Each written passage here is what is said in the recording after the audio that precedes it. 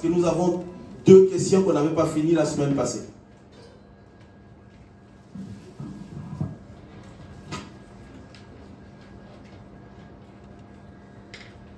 Quand est-ce que l'église sera enlevée?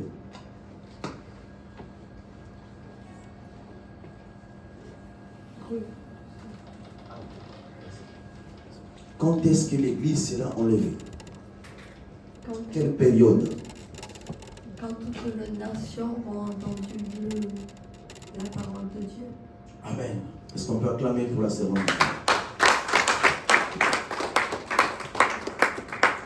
Quand la parole de Dieu sera annoncée jusqu'aux extrémités de la terre, alors c'est là. Parce que pour qu'il y ait un jugement, il faut qu'il y ait une condamnation, n'est-ce pas? Celui qui n'a jamais écouté la parole de Dieu, on ne peut pas le condamner. Il dira non, je n'ai jamais entendu parler du nom de Jésus.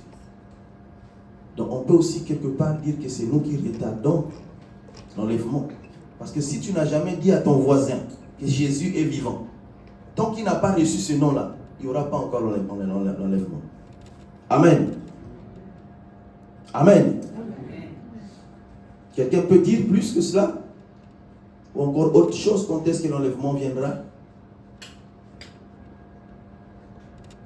Est-ce que entre l'antichrist et l'enlèvement, qu'est-ce qui sera en premier?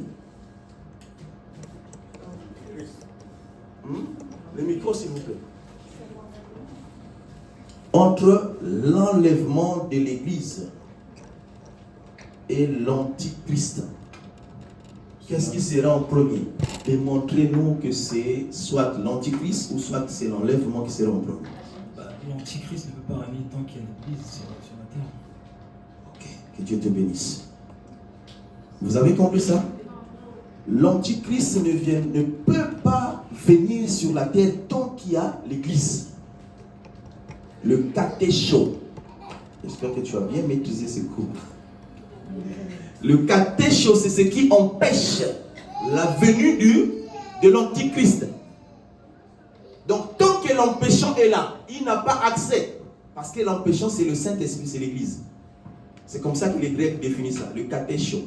Ça veut dire quoi, pardon, le catécho? C'est l'empêchant, c'est ce qui empêche. Ce qui empêche l'apparition de quelque chose. C'est un autre plus fort qui empêche un petit plus fort. C'est comme un gang qui rentre dans un quartier du plus gang. Il n'a pas accès parce que là, il y a plus grand que lui. Et tant qu'il y a plus grand sur la terre, c'est l'église, le plus petit ne peut pas rentrer. L'antichrist, il veut s'identifier à Christ pour venir tromper le monde. Et tant que l'église est là, il n'aura pas accès parce que nous avons la vérité. Donc c'est l'église qui sera d'abord enlevée. C'est pourquoi on parle de l'enlèvement. On enlève l'église parce qu'il y a un événement qui va se passer sur la terre. Il y a une succession des événements. Quand vous entendez parler de l'eschatologie, les événements réunis du temps de la fin, il y a plusieurs événements. C'est pourquoi nous sommes là pour annoncer la bonne nouvelle. Parce que des choses difficiles vont arriver. Et Dieu va nous rappeler ces jours que nous parlons. Je ne sais pas si vous avez déjà entendu parler de Gog et Magog ou de la guerre de l'Armageddon. Ça ne sera pas comme la guerre de la Russie et l'Ukraine. Ça sera pire que ça. Toutes les bombes qui sont préparées, c'est pour cette guerre. Ça va être compliqué pour ceux qui vont rester sur la terre. Parce que vouloir ou non, même quand l'église sera enlevée, il y a certains chrétiens qui vont rester. Vous le savez? Ok, ça c'est dans Apocalypse 7. Mais ils vont résister dans la douleur. Moi, je préfère participer au premier enlèvement. Mais c'est même au prix de leur sang, non? C'est même au prix de leur sang. Ça c'est dans Apocalypse 7. Oui, c'est au prix de leur sang parce que ce sera la douleur. Il n'y aura plus le Saint-Esprit. Il n'y aura plus la révélation. Mais comme ils ont écouté la parole de Dieu, leur morale va leur faire comprendre que celui-là n'est pas Christ. Parce que c'est là qu'on va imposer la marque de la bête. Ce n'est pas maintenant. La marque de la bête ne peut pas rentrer maintenant. C'est impossible. Quasiment impossible. Sinon, ce n'est pas la même Bible. C'est après l'enlèvement de l'épouse. Ce qui est cher. Parce que l'époux veut organiser un grand combat. Mais il ne veut pas que l'épouse puisse assister à ce combat. C'est comme vous voyez dans les films d'horreur. Un bon papa, quand il a un enfant, il voit qu'on tue, il cache le visage de son fils pour qu'il ne voie pas. Pour que ça ne reste pas dans sa tête. Des crimes. Et c'est comme ça que ça va se passer. Il y a des choses qui vont se passer, mais qu'est-ce que Dieu a prévu? Enlever son épouse pour qu'il ne puisse pas voir ce qui va se passer. Alléluia. Et après cela, nous allons revenir. Une question.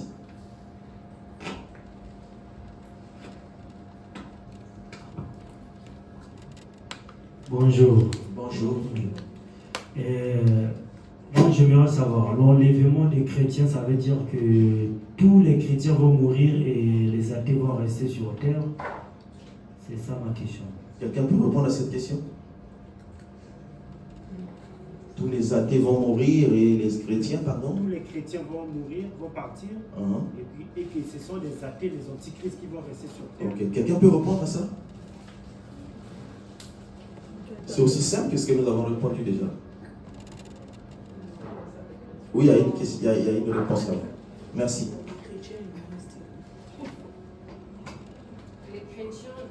Tous les chrétiens ne vont pas mourir.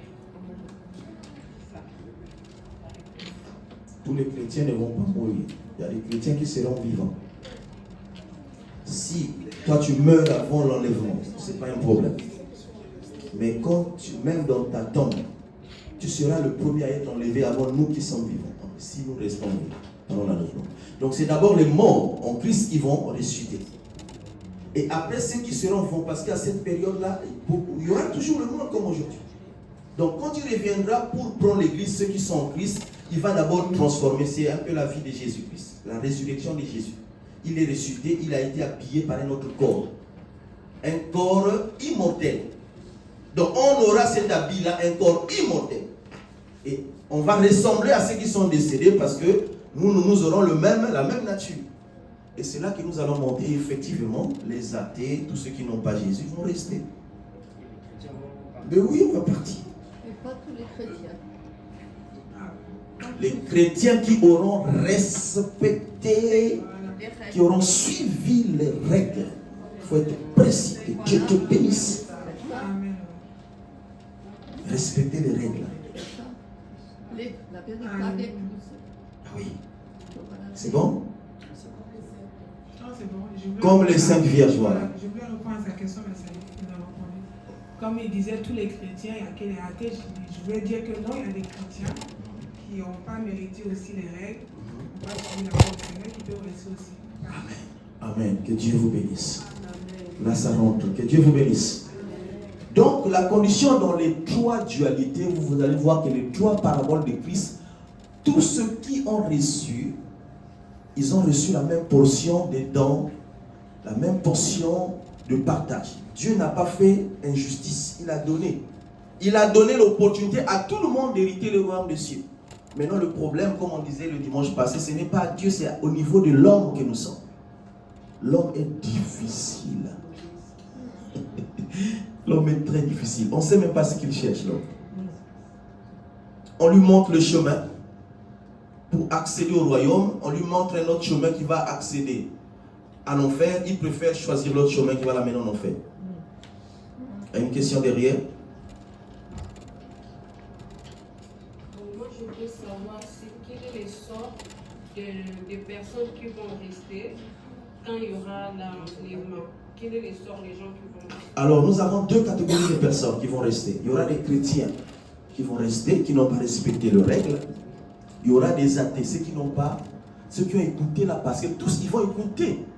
Parce qu'on a dit au début que pour que l'enlèvement arrive, il faut que tout le monde parvienne à l'écoute. Même s'ils n'acceptent pas, parce qu'on va les condamner à base de ce qu'ils ont écouté. Donc tous auront écouté le nom de Jésus, mais ceux qui ne vont pas accepter aussi vont rester. Et ceux qui vont accepter Jésus, mais pendant que Jésus va revenir, s'ils sont dans la distraction, ils vont rester. Maintenant, quel sera le sort de tous ceux qui vont rester? Voilà, ça c'est clair. On a compris la question? Oui. Non, là, c'est là où ça devient plus important, plus intéressant. Quel sera le sort? La Bible dit que Satan va revenir. Il va venir achever le travail qu'il avait commencé. La Bible qui viendra avec la colère, animée par une grande colère. Et quand la Bible parle même de l'angoisse de Jacob, quand vous lisez ça, vous allez comprendre que on dit que celui qui sera au champ ne retourne pas dans son village. Malheur à celui qui sera ou celle qui sera enceinte. Ça sera difficile parce qu'il n'y aura personne pour te soutenir, pour courir avec toi. Chacun va courir. Donc le sort, c'est quoi? C'est que l'antichrist va venir, va apparaître. Il va faire les miracles. Il va commencer à guérir les malades. Parce que le semblant. L'antichrist, on l'appelle le limitateur, Satan, n'est-ce pas? Il va chercher à séduire la population qui va rester. Pour encore leur faire perdre davantage. Donc, et les élus qui seront là, il va tout faire pour aussi les séduire, leur faire comprendre que ce que vous avez vu, c'est la fausseté, le vrai est là. Pendant combien d'années? Quand il va, attends, j'ai fini. Quand il va finir de travailler, alors c'est là que les Juifs vont se rendre compte que non, ce n'est pas Christ. Ce n'est pas Christ parce que ce qu'il fait ne ressemble pas à Christ. Et c'est là qu'on va chasser Satan. Il y aura? Mais oui, les faux seront là, ils vont rester. Parce que la condition pour monter, c'est suivre les règles. Quand tu es faux, déjà, tu ne peux pas suivre. Tu ne peux pas suivre les règles de Dieu. Tu ne vas pas monter. Alléluia. Donc, tous ceux qui vont rester vont subir cette guerre, cette grande colère. Jésus va revenir, il va te regarder, il va dire, voilà, tu priais chaque minuit. Tu priais, tu me dérangeais. Maintenant, le Saint-Esprit n'est pas là. C'est à moi maintenant de blaguer avec toi. C'est la douleur des douleurs. La douleur des douleurs. Donc, ceux qui vont rester vont galérer à jamais. C'est pourquoi Paul conseille l'Église de participer au premier enlèvement. Pour ne pas subir cette douleur qui arrive. Il y aura la souffrance. La Bible dit qu'une souffrance telle que le monde n'a jamais connue.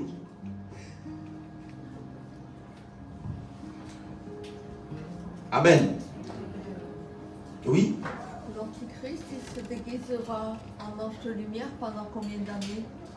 On ne précise pas le nombre d'années du règne de l'Antichrist. On nous dit seulement, il fera semblant d'aller parce que le temple de Jérusalem sera restauré. Ils sont en train de réunir tout ce qu'il faut pour bâtir le temple. Les combats qu'il y a entre la Palestine et Israël, c'est pour le temple. Ils vont réunir tout le matériel nécessaire pour restaurer le temple de Jérusalem. Et quand le temple sera restauré, et lui quand il viendra, les Juifs vont penser. C'est pourquoi il y a beaucoup de gens qui disent que certainement ça sera un Juif, l'Antichrist. Parce que les Juifs ne laisseront jamais un étranger rentrer dans le temple pour parler de la part de Dieu. Il n'y avait que le sacrificateur, il n'y avait que le roi. Donc ça peut être un Juif. C'est une hypothèse. Il n'y a pas un verset que tu trouveras dans la Bible qui te confirme ça. C'est comme on dit, on voit un homme ou une femme en train de prêcher ici, à l'école des disciples, et on sous-entend que c'est un enfant de l'école des disciples. Mais il n'y a pas une confirmation, parce que quelqu'un peut venir à notre assemblée pour venir prêcher ici, n'est-ce pas? Donc c'est juste une hypothèse parce que les Juifs ils sont sévères avec cela. Ils ne permettent pas que quelqu'un d'autre selon la loi vienne rentrer et tenir la Torah, la loi, ou le Tanakh juif pour ouvrir et parler. Il n'y avait qu'un Juif pour le faire. C'est pourquoi on dit que l'Antichrist certainement sera un Juif.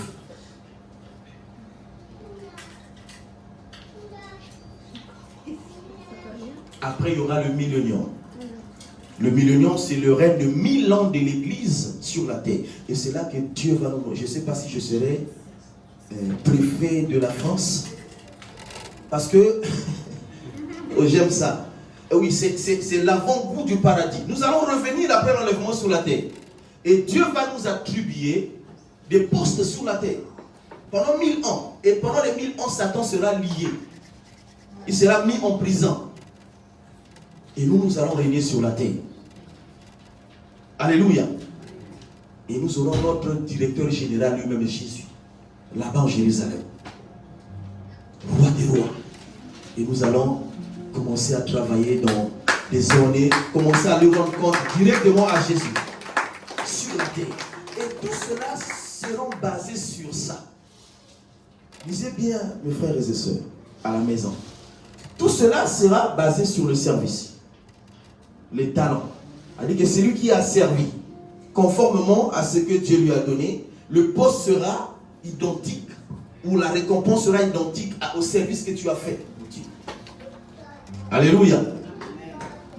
Est-ce qu'on peut acclamer pour le Seigneur?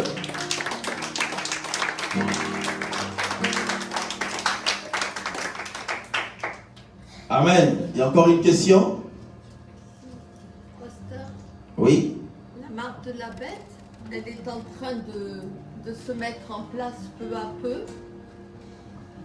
Est-ce que la marque de la bête, elle Oui. est en train de se mettre en place peu à peu? Nous sommes en phase de la préparation. C'est comme Jean-Baptiste. Dieu n'a pas permis que le Fils puisse entrer sans pourtant qu'il y ait un protocole. Il faut qu'il y ait un protocole dans toutes choses. Et comme lui, c'est un imitateur. Tout ce que nous voyons aujourd'hui, le Covid et tout ça, c'est la préparation. On est en train de tester les hommes obéissants. Moi, je vous dis, c'est pas, ça c'est pour moi. J'ai jamais été vacciné. Et j'avais mes raisons. Ça, c'est personnel. J'ai refusé le vaccin. C'est pas que ceux qui sont vaccinés sont... Non. J'ai dit moi, c'est personnel. C'est ma conviction. Je connais beaucoup qui sont allés dans le terrain. Bon, je me fais vacciner, mais je sais que c'est nul et sans effet. Par rapport à ce qui a été dit. Oui, moi, personnellement, j'ai refusé. Et j'ai voyagé pendant le Covid, sans vaccin. Je suis allé au pays. Je suis revenu. Parce que j'avais la foi. Moi et ma femme, toute ma maison, personne ne s'est fait vacciner. Ma femme a été licenciée à cause du vaccin. On a refusé ce vaccin. Alléluia. Il n'y a que le Covid. Hein? Il n'y a que le Covid qui prépare Il y en a plein de choses qui arrivent. la marque de la bête. Ce n'est pas la marque de la bête. La marque de la bête apparaîtra pendant l'antichrist. Il n'y a pas encore l'antichrist. C'est Satan lui-même qui va imposer ça. Et là, c'est la phase de la préparation. On essaie de voir si Claudine va obéir un peu. Il n'y a rien en fait. Dans le vaccin, il n'y a rien. Mais juste, on veut voir l'obéissance du peuple. Voilà, un échantillon. On va vous faire montrer les images, vous faire peur. On va voir qui est qui à la fois. Est-ce que vous... Attends, entre nous soit dit. Parce que nous avons vu même parmi les vaccinés, et les vaccinés se contaminaient même plus que ceux qui n'étaient pas vaccinés. C'est rien du tout, le vaccin. On a fait peur. Maintenant, ceux-là qui n'avaient pas la patience, ou ceux-là qui pensaient beaucoup plus au service. On a fait une conférence avec les hommes de Dieu, on a passé 3 heures de temps sur le Covid. C'était très, heureusement pour moi, je sortais de cette conférence. Et ça a été bénéfique pour moi. C'est bon? Galates 6. Après, on va projeter 1 Corinthiens 7, 9 à 16. Ça, c'est des questions fondamentales que je vous donne par rapport à la marche chrétienne. Il y a des choses, vous savez que dans le domaine de l'argent aujourd'hui, les chrétiens que nous sommes, ça va être un frein. Et je suis obligé de vous le dire. C'est ma mission. Si je ne le fais pas, je serai condamné. L'argent, quand vous recevez, pour sortir de la poche, c'est difficile. J'ai vu des hommes même voir quelqu'un tomber. On demande 100 €. Il dit, je n'ai rien. Il a 1000 € dans la poche. Et la personne est décédée. Après, on demande d'acheter un cercueil qui coûte 500 €. Il sort 500 € pour acheter le cercueil. Alléluia. Et il faut qu'on en parle, la question d'argent. Parce que nous sommes en train, nous avons des délégations, je vous le dis, qui vont arriver ici. Et j'aimerais qu'ils viennent trouver une église déjà assise sur ces choses. C'est des petites choses. Moi, ma vie, c'est le donner. Ah ben oui, je vous dis, c'est le donner. Ça avec ma femme qui vient le témoigner. Moi, quand je touche l'argent à la fin du mois, tac, tac, j'ai des noms des gens. Tac, tac, j'envoie. Je reste avec rien parfois. C'est comme ça. Et quand je suis béni, je ne vous dis pas. Il y a des choses que je n'ai même pas envisagé. Je trouve, voilà, un appel. Il y a ça qui arrive. Et je comprends, c'est parce que je suis en train de s'aimer. Que celui à qui l'on enseigne la parole fasse part de tous ses biens à celui qui l'enseigne. Ne vous trompez pas, on ne se moque pas de Dieu. Ce qu'un homme aura sémé, il le moissonnera aussi. Celui qui sème pour sa chair moissonnera pour la chair, la corruption. Mais celui qui sème pour l'esprit moissonnera de l'esprit la vie éternelle. Est-ce que nous pouvons arracher ce verset de la Bible?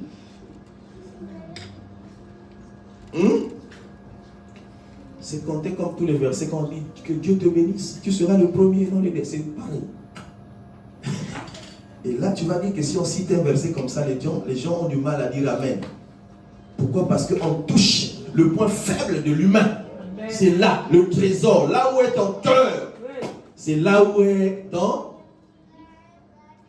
Mais oui, c'est que tu aimes beaucoup. C'est là où on sent les gens, ce qu'ils aiment dans la vie. Alléluia. Donc c'est un verset que nous trouvons dans la Bible. C'est pourquoi nous devons faire attention. C'est mieux de pécher contre un homme que de pécher contre Dieu. À moins que nous trouvons un autre verset qui contredit. Mais nous savons que la Bible ne se contredit pas. Ok? Et si nous n'avons pas la connaissance sur le passage, on travaille, on prend du temps de travailler, on ne raisonne pas, parce que si vous raisonnez, la peur c'est quoi? C'est que vous ne tombiez dans le piège du Satan. Et quand vous donnez, ne vous dites pas que vous donnez à un homme. Parce que moi, que vous me donnez un euro ou pas, je vivrai. Mais nous sommes en train d'obéir à la parole de Dieu. Alléluia. Ton frère qui est à côté de toi a besoin de 10 euros. Que tu le donnes 10 euros ou pas, ce n'est pas ça qui fera qu'il ne puisse pas vivre. Mais si tu ne le fais pas, tu n'es pas en train de participer au social. Parce que dans la Bible, on nous parle de l'amour. Il y a le social aussi. Donc là, on parle d'un enseignant. Et je voudrais que ce verset soit valable pour tous les enseignants qui viendront ici. Enseigner la parole de Dieu. C'est les choses que je suis en train de vous apprendre. Demain, après-demain, je ne serai pas là. Il faut que vous ayez ça dans votre tête. J'ai béni Dieu pour certaines personnes qui ont compris. Alléluia. Parce que je vous dis, quand je me déplace, et moi, la honte sera quoi? C'est que je me déplace dans des assemblées où les gens ont la notion de donner. Mais que dans mon église, que les gens ont du mal à donner. Que Dieu te bénisse, servant de Dieu. Amen. Les gens ont du mal à donner. Ce que l'homme aura sémé, c'est ce qu'il moissonnera. Tu vas garder 1000 euros. Demain, j'ai connu ça, mes frères. Moi, j'avais un enfant, je ne me souviens pas si c'était Christ. Malade. Oh. Mais qu'est-ce qui va pas? Mais tu vas à l'hôpital, c'est pas ici, on n'était pas encore ici en France. À l'hôpital, là-bas, tu payes tout. La consultation jusqu'aux autres, tu payes tout. Tu as un peu d'argent dès qu'il y a une situation malade. Tu dépenses, tu n'as plus rien. Tu pars à l'église, tu ne donnes rien. Tu reviens, 1 mois, 2 mois, tu fais des économies, après, c'est parti.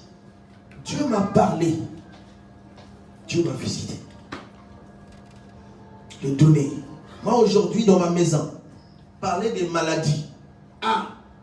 Je ne sais pas par quelle porte elle va rentrer. Parce que je sais où je me situe maintenant. Parce qu'il est écrit, c'est je crois, Exode, verset 25, chapitre 25, verset 23. Vous servirez l'Éternel, votre Dieu, et il bénira votre pain. Il fera quoi encore? Tu peux me prêter ce verset, frère, s'il te plaît? Exode 25, verset 23. La condition, c'est de servir d'abord. De servir.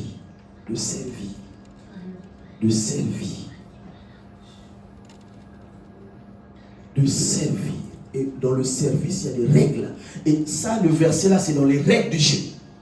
On ne peut pas l'exclure de la Bible. Sinon, on va commencer à voir des choses derrière la tête, avoir des idées. Voilà, celui-là, il demande ça certainement, peut-être qu'il n'a pas de billets pour voyager. Il n'a pas peut-être de ceci. On va raisonner et ces raisonnements vont nous empêcher d'accéder dans le royaume. Je suis le premier partenaire et je le serai jusqu'à la fin de ma vie de cette assemblée. Je n'accepterai pas que quelqu'un donne plus que moi dans cette assemblée. Je vous l'ai dit. Gardez cette parole. Et des fois, j'observe les paquets que j'ai fait pour cette assemblée. Il n'y a que ma femme qui connaît. Il y a des choses parfois on ne peut pas dire parce que ce n'est pas bon de trop parler. J'ai vendu ma voiture pour acheter un autre véhicule et du coup, Dieu m'a parlé pour la vision de ça. Donc, tout l'argent que j'avais, j'ai acheté les instruments. Ce qui fait que quand on aura une salle, on a des instruments sophistiqués, on n'aura pas besoin d'acheter d'autres. Donc, rien que les enceintes à plus de 700 et quelques euros. Le piano, les micros, la chair est allée au moins 400 et quelques euros. C'est pas cette chair, notre chair est plus que ça. Tout ça, j'ai acheté avec mes propres frais.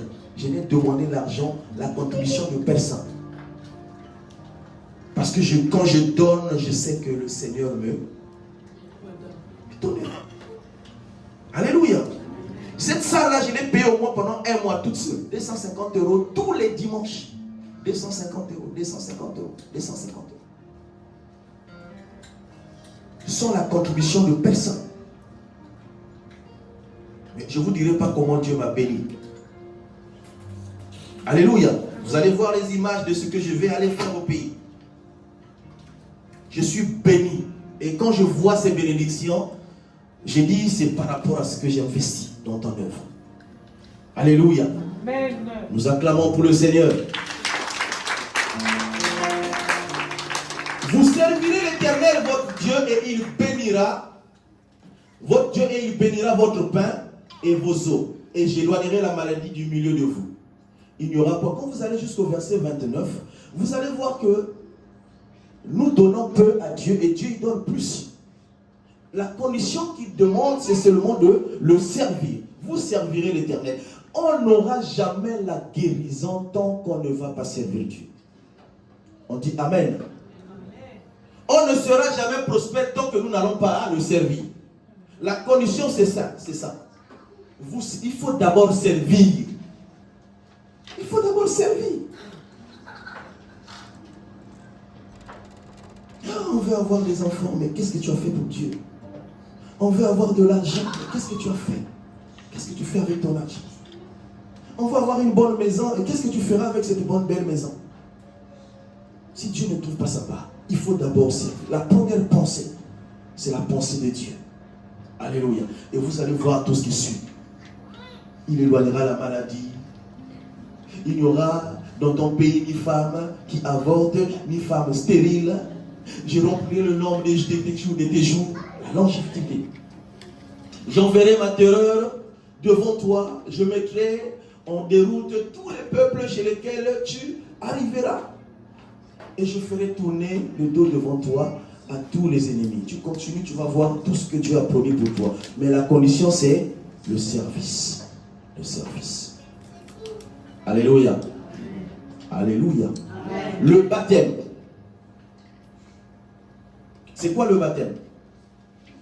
On va s'arrêter là sur le baptême. C'est quoi le baptême?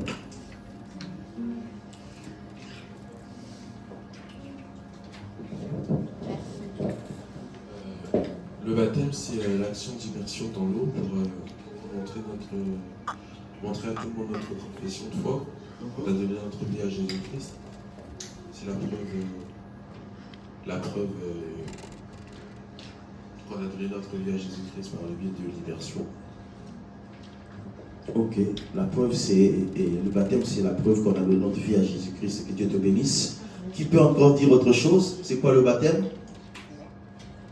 Et quand est-ce qu'on est baptisé?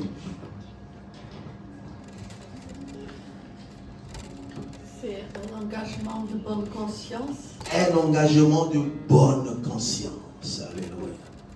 J'aime ça. Parce qu'il y a plusieurs engagements. Là, il est question d'un engagement de bonne conscience. À conscience. Que Dieu te C'est bénisse. pour ça qu'on ne baptise pas les petits enfants. Yes. La conscience. La conscience. Que Dieu te bénisse. Quelqu'un d'autre?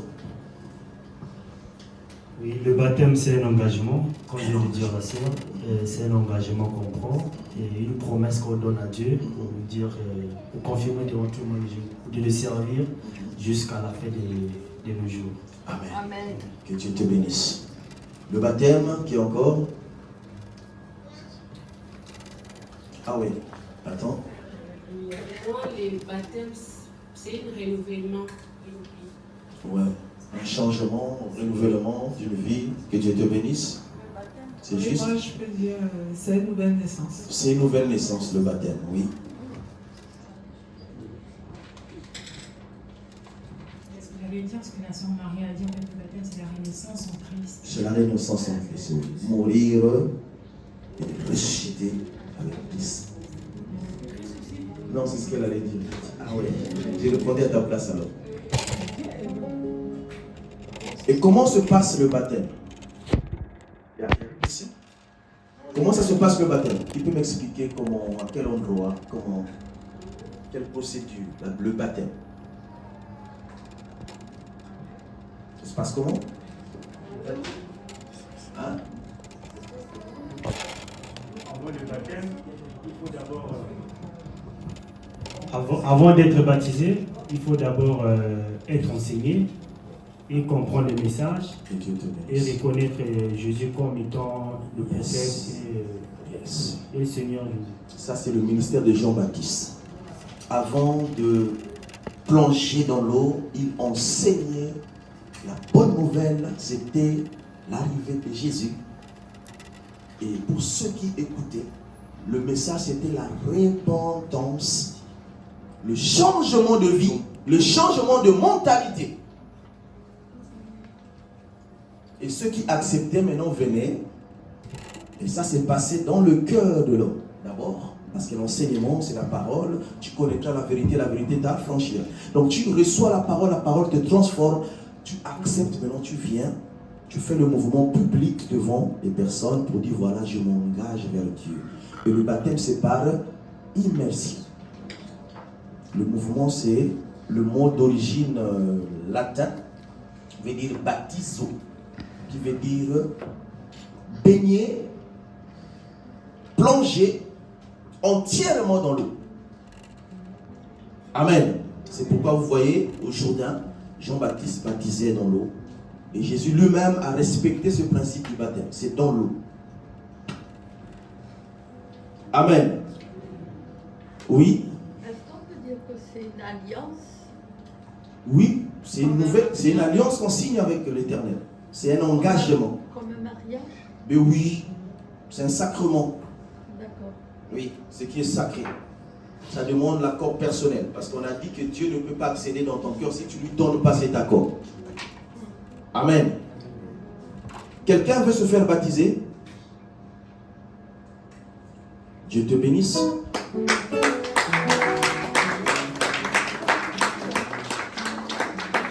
Alors, nous allons organiser un baptême le samedi prochain. Le samedi prochain, on va aller aux eaux des baptêmes. Ça vous surprend? Hein? On est trop, comment on appelle ça la liturgie? Je ne sais pas s'il faut l'appeler comme ça, on est trop liturgique. On sait que ça se passe comme ça, comme ça, comme ça. Il n'y a pas une procédure dans la Bible. Il a dit que l'Éthiopien, quand il a écouté, il a dit voici l'eau. Maintenant, je veux me faire baptiser. Il n'y a pas à attendre 1 an, il y a des cours de 2 ans, il y a le premier degré, il n'y en a pas. Quand tu as écouté, maintenant, on peut. Donc, nous allons organiser une séance de baptême le samedi. Tous ceux qui voudront se faire baptiser, à la fin du culte, venez me voir. On va préparer un message et nous allons, pendant la semaine, partager ce message. Et le samedi, nous allons nous retrouver et aller aux eaux de baptême. Amen. Il y a une parole. On va finir par là.